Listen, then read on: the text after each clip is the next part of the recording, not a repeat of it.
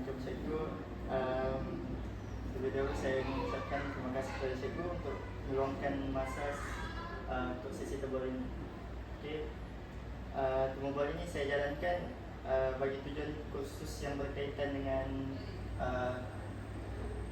pendidikan pemulihan tingkah laku murid pemulihan. Okey. Cikgu, saya akan memulakan sesi tebal ini dengan beberapa soalan berkaitan. Yang pertama, bahagian 1 iaitu identifikasi dan klasifikasi tingkah laku bermasalah. Jadi cikgu, apakah jenis tingkah laku bermasalah yang paling kerap cikgu dapat oleh murid pemulihan semasa proses PDP dijalankan? Assalamualaikum warahmatullahi wabarakatuh. Sebagai seorang guru pemulihan, tingkah laku jenis tingkah laku yang bermasalah yang kerap berlaku di dalam proses pemulihan ialah yang pertama, murid kurang memberi tumpuan semasa sesi PD pengajaran dan pembelajaran. Itu yang antara yang pertama lah. Yang kedua, murid mudah hilang fokus ya. Bila kita buat bila guru memberi penerangan kan semasa proses pembelajaran, murid mudah hilang fokus. Yang ketiga, murid tidak menyiapkan tugasan yang diberikan oleh guru, sama ada dibuat di rumah ataupun tugasan yang disiapkan sewaktu sesi ini. Yang seterusnya ialah murid suka berbual dengan rakan semasa proses PDP ya. Yang ini yang paling keraplah berlaku. Yang seterusnya, murid bergantung sepenuhnya kepada guru, di mana yang ini bermaksud murid tu macam kita mau macam dia mau belajar, contohnya mengeja, dia bergantung sepenuhnya. Macam guru yang kena bagi tahu dia dahulu, baru dia ikut, dia tidak mau berusaha sendiri. Yang seterusnya ialah murid tidak yakin untuk menjawab soalan yang diberikan oleh guru ya. Itu antara tingkah laku bermasalah lah yang saya boleh kenal pasti di kalangan murid-murid saya. Terima kasih cikgu atas penjelasan tersebut. Jadi cikgu boleh kongsikan contoh situasi sebenar yang menunjukkan tingkah laku tersebut di dalam kelas. Kita ambil satu sajalah daripada banyak-banyak ni kan, ada berapa kan, kita ambil satu contohnya. Murid kurang memberi tumpuan semasa pengajaran. Okey, contoh dia.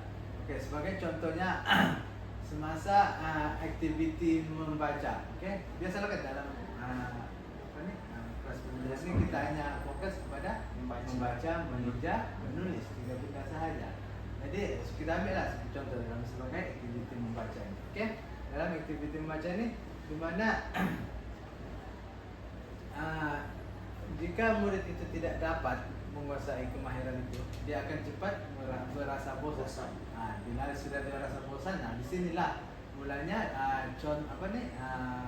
situasi sebenar. Dia akan ganggu rakan-rakannya, dia akan bermain dengan alat tulisnya, ataupun dia akan mengganggu rakan di dalam kelas dengan menggunakan alat-alat tulis di sekitarnya.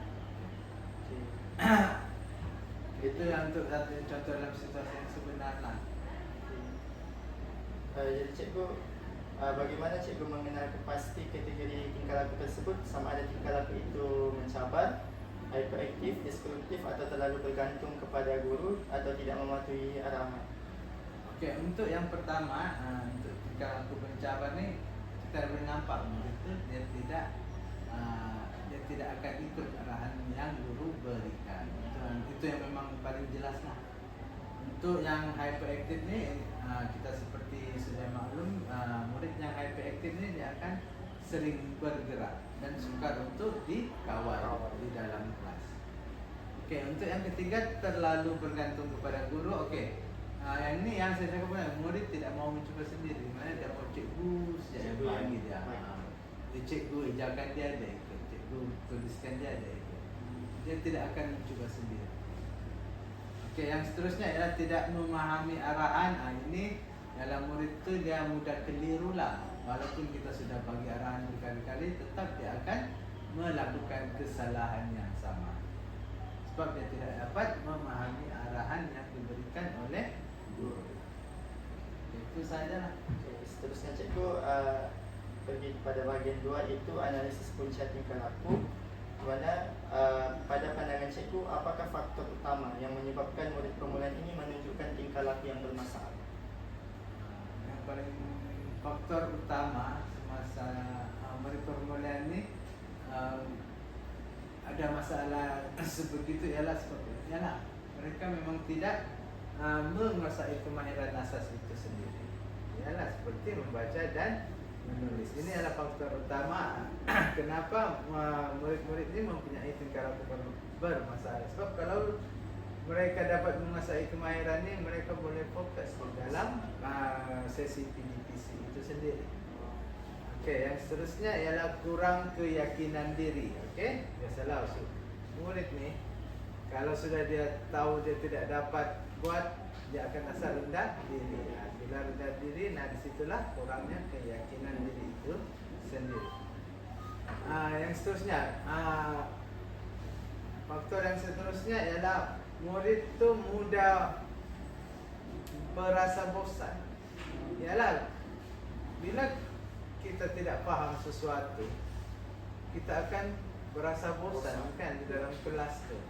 Jadi bila murid itu tidak menguasai, tidak faham, disitulah akan wujudnya punca-punca tingkah laku itu sendiri. Dan seterusnya ialah daripada segi motivasi, motivasi murid itu sendiri untuk meneruskan ataupun mengikuti sesi pengajaran dan pembelajaran itu. Seterusnya, sejauh manakah faktor persekitaran seperti suasana bilik ganja, rekan sebaya atau keluarga yang mempengaruhi tingkah laku murid tersebut? Okey, untuk pengaruh faktor persekitaran ni,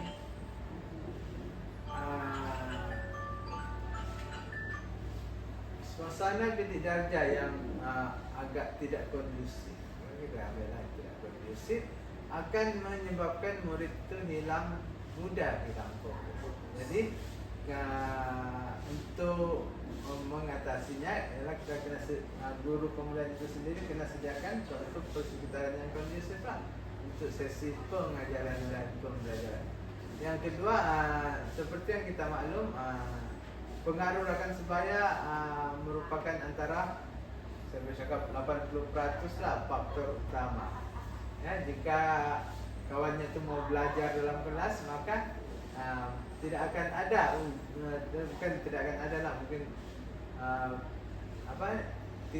analisis punca tingkah laku ini tidak seberapa kerap berlaku di dalam kelas pemilihan. Tapi sebab murid-murid lain hendak belajar kan, tapi bila ada rakan sebaya yang tidak mau belajar atau tidak mau fokus mengikuti sesi PDP ini, disitulah berlakunya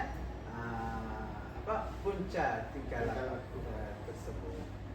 Seterusnya, sokongan keluarga juga amat dititik beratkan atau memain peranan, untuk menyelesaikan antara faktor persekitaran yang perlu kita ambil kira, di mana sokongan keluarga ini kita boleh tengok daripada sudut membantu menyiapkan kerja rumah semasa guru memberi latihan yang perlu disiapkan di rumah. Seterusnya, cikgu, apa kesukaran pembelajaran atau tahap perkembangan murid yang turut menjadi punca kepada tingkah laku tersebut?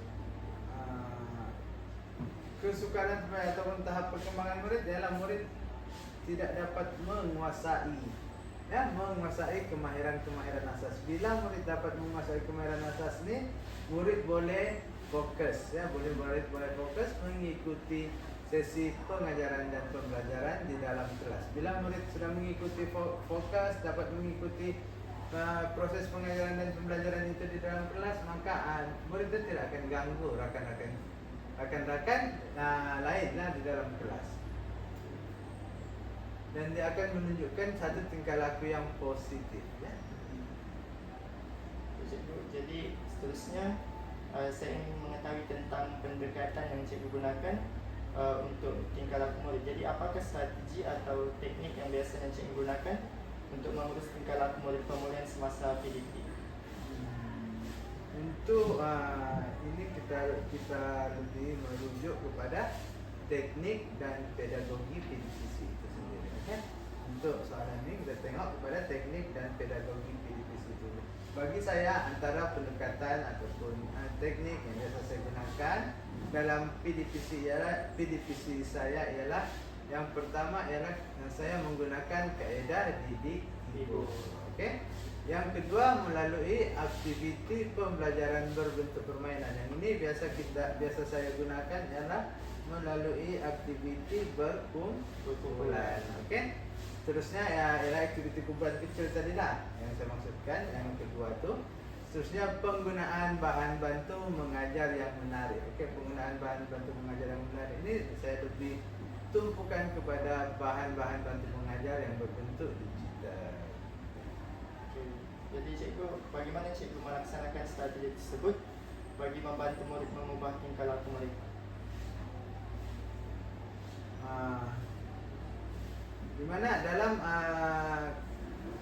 strategi atau teknik-teknik ini pelaksanaannya adalah amat mudah. Di mana bila kita sebagai contohnya kaedah didik hibur tu, ia adalah satu kaedah yang melibatkan pergerakan. Manakala melalui aktiviti pembelajaran tadi berbentuk permainan, kita gunakan ketimbasan kah, kita pakai permainan bahasa kah, dan begitu saja seterusnya. Contohnya yang terakhir penggunaan bahan bantu mengajar yang menarik, yang tadi saya cakap yang berbentuk digital kan. Ya. Okey, jadi itu akan lebih menarik minat murid untuk fokus kepada sesi PDPC kita. Okey, jadi cikgu, adakah juga cikgu menggunakan pendekatan seperti ganjaran atau peneguhan positif atau teknik pembetulan tingkah laku dalam mengurus murid tersebut? Yang ini ialah satu yang perlu kita utamakan apabila kita melaksanakan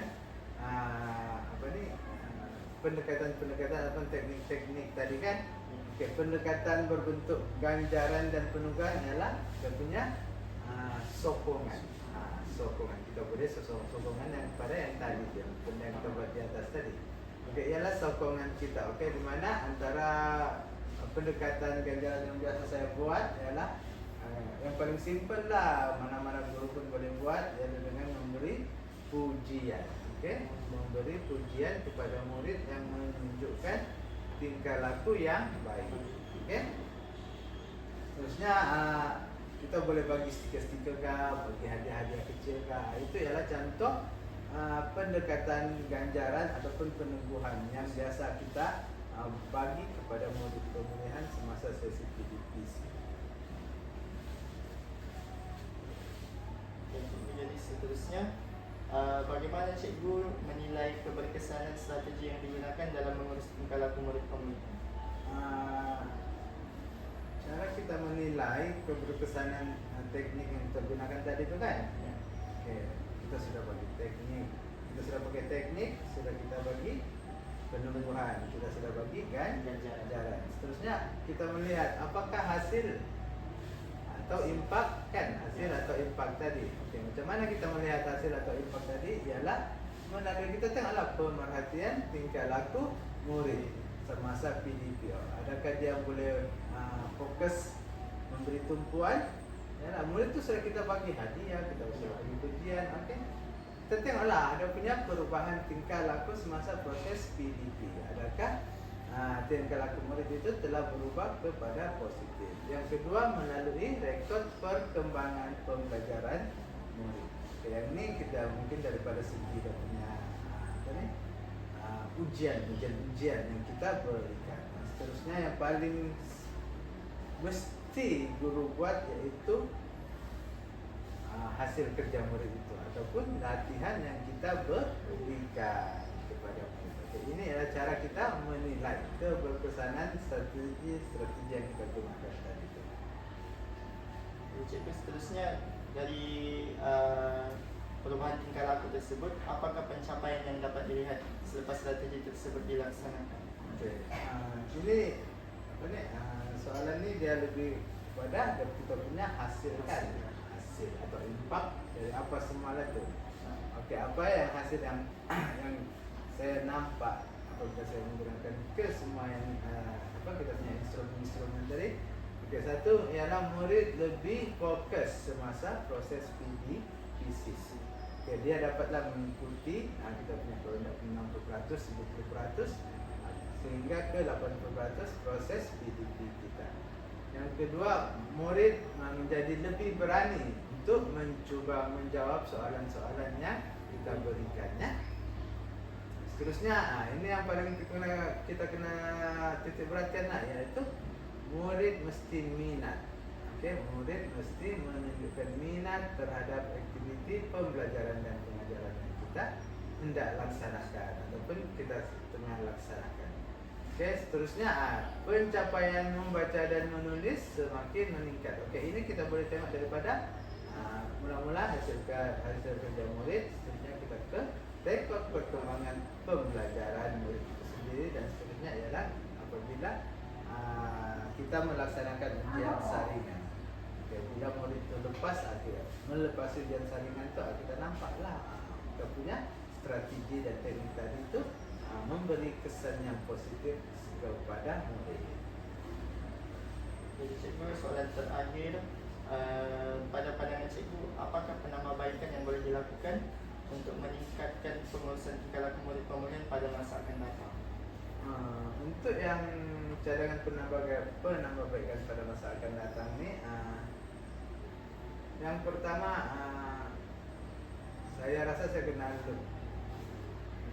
memberikan lebih banyak bahan pembelajaran yang interaktif kepada murid. Jadi murid mungkin kalau 1-2 bahan tu cepat dia siap. Jadi bila banyak, jadi dia akan lama sikit siap, dan kita gunakan sepenuhnya masa PDP itu sehinggalah habis waktu PDP.